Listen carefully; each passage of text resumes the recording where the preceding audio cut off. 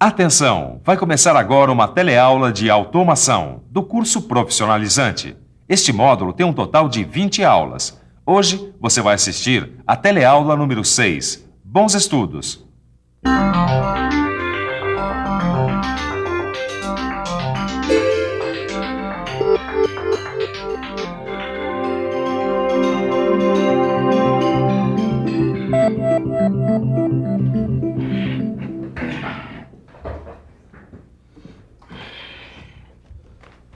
Quer chiclete? Não, obrigado. Você sabia que as indústrias que fabricam chicletes como esse usam máquinas com válvulas ou pistões? E é isso que nós vamos ver na teleaula de hoje. Como a união das válvulas e dos pistões pode fazer as máquinas funcionarem. Nós vamos conhecer os símbolos usados nos diagramas de circuitos pneumáticos e de circuitos hidráulicos. Vamos entender como é o funcionamento desses sistemas. E nós vamos ver também como são feitos os diagramas do circuito pneumático e do circuito hidráulico. Nós viemos até essa fábrica de bebidas para mostrar para vocês como é que é o funcionamento dessa esteira e como ela é acionada. Mas antes disso, tem outras coisas que você precisa saber.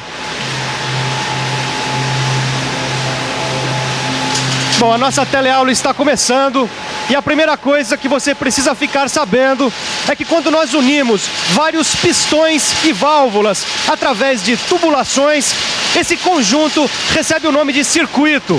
Quando o circuito trabalha com óleo, ele é um circuito hidráulico. E quando trabalha com ar, é um circuito pneumático.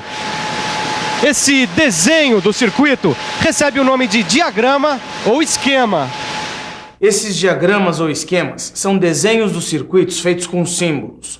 Cada componente do circuito é representado por um símbolo. Mas, Torquato, essa história de representar os componentes dos circuitos com símbolos não é muito complicado? Não é porque o desenho é simplificado. Dá uma olhada aí no diagrama. Através desse diagrama é possível entender muito bem como o circuito funciona. O símbolo usado para representar as válvulas é muito importante, hein?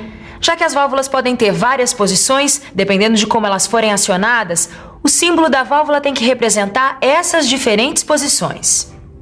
Cada posição ou estado da válvula é representado por um quadrado.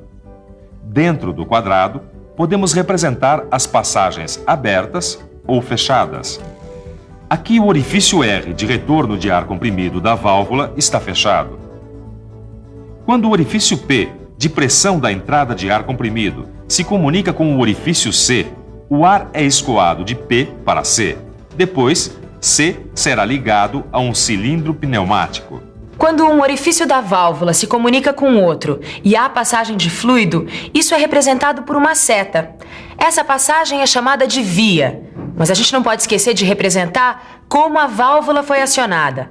Cada tipo de acionamento de válvula é representado por um símbolo. Você quer ver? Este é o símbolo para a válvula com botão. Este outro é da válvula alavanca. Assim é o símbolo para a válvula de pedal, o símbolo da válvula batente, o da válvula rolete, este outro da válvula mola. Este é o da válvula direto e o da válvula solenoide. Válvula solenoide, essa eu lembro bem.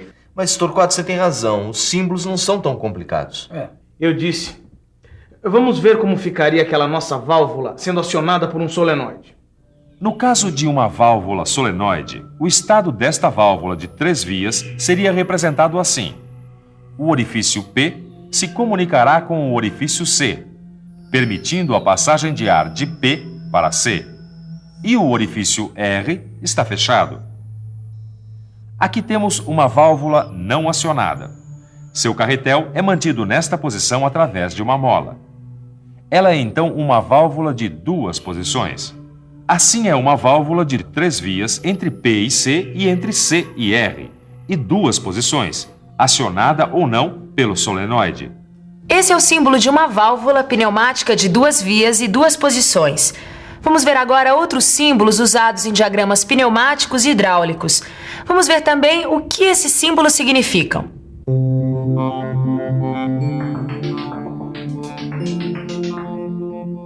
Este é o símbolo para fonte de pressão. Agora vemos o símbolo do filtro. Este aqui representa o reservatório.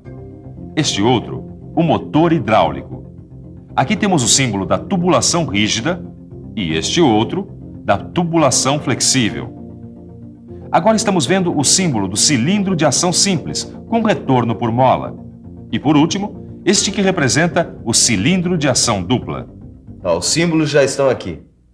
Torquato, a gente podia desenhar o diagrama de algum circuito? Isso, mas desenhar o diagrama de algum circuito que operasse um sistema.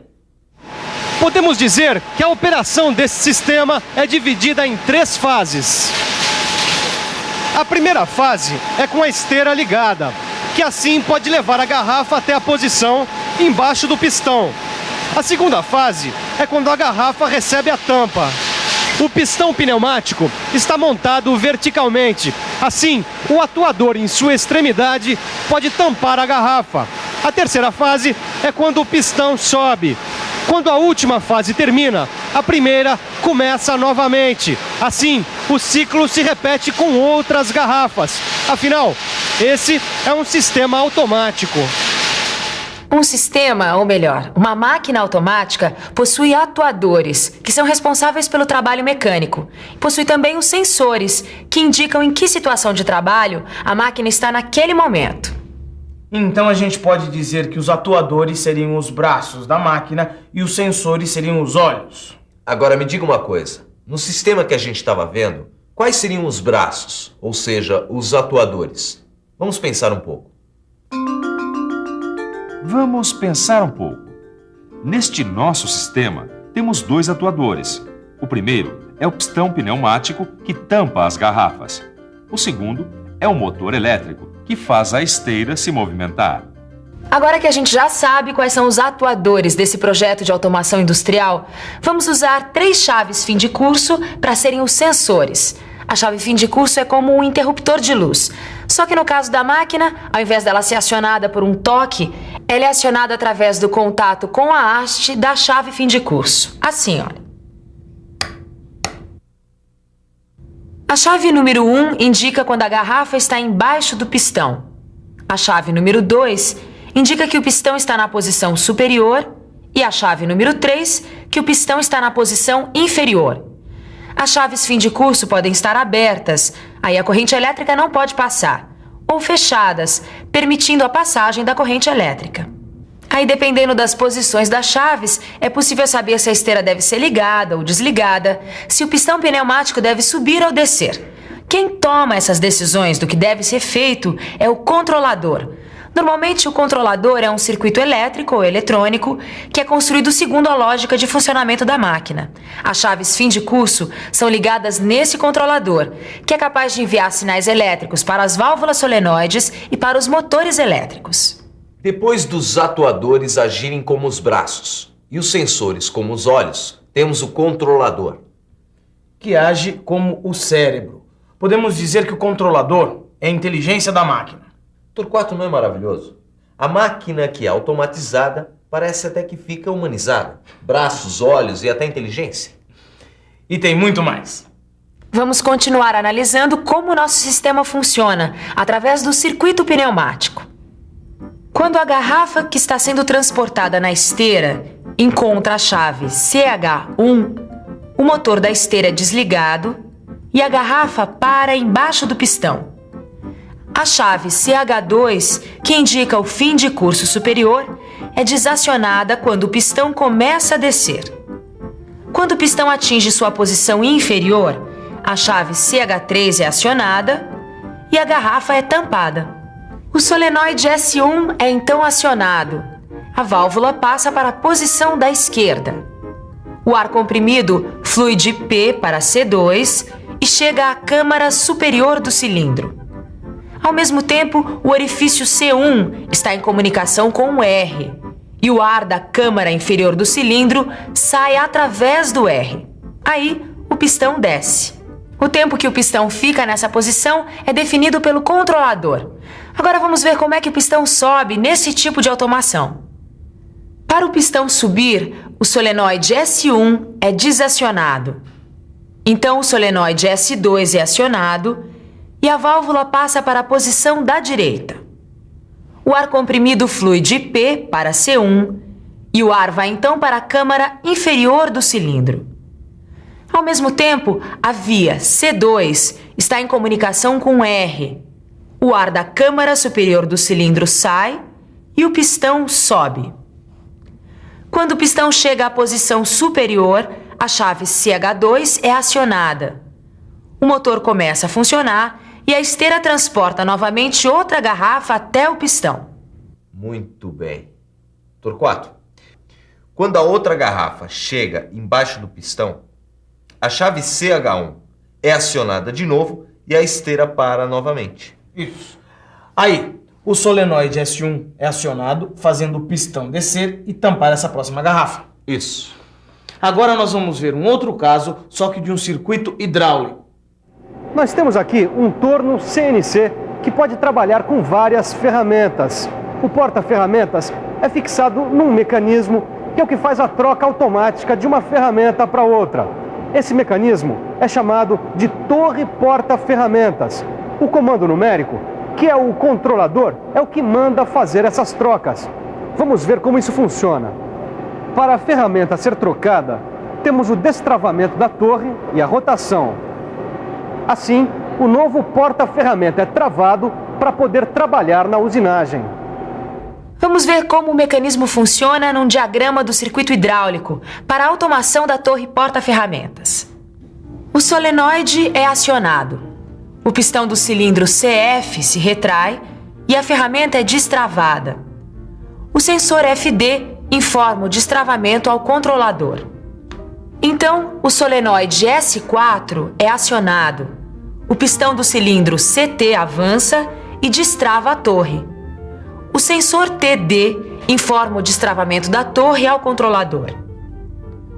O controlador aciona o solenoide S2 ou S3 para que o motor hidráulico gire.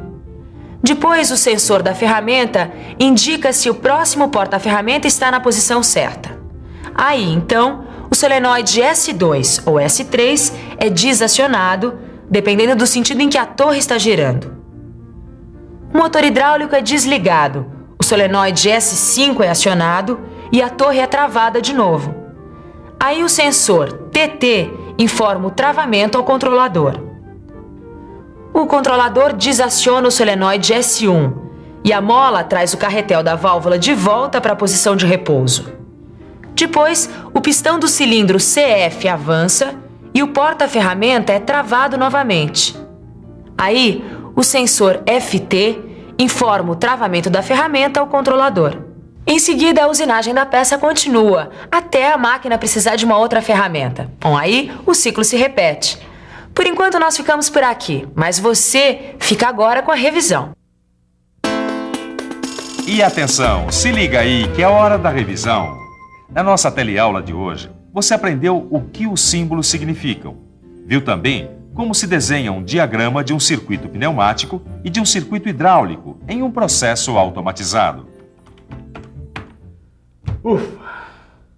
É isso aí, minha gente. Por hoje tá bom que eu já estou cansadão, o negócio é ir pra casa. Isso, ir para casa e estudar. Bons estudos e até a próxima teleaula.